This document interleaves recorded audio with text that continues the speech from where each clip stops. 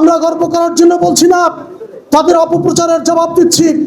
আমরা জনগণের প্রার্থী, স্বতন্ত্র প্রার্থী, জনগণের শক্তি নিয়ে, পূর্ণ শক্তি এবং সামর্থ্য নিয়ে নির্বাচনের মাঠে থাকব। কোনো ধরনের কোনো অপশক্তির অপপ্রচার আগামী 12 তারিখের নির্বাচনে আমাদেরকে বিচ্যুত করতে পারবে না।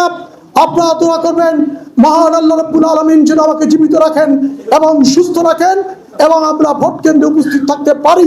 নির্বাচনের পরিবর্তে সিলেকশনে এমপি হওয়ার স্বপ্ন দেখেন অনেকে। হা ভোটের নিজের নির্বাচনী প্রচারণা বাদ দিয়ে হা ভোটের প্রচার করেন।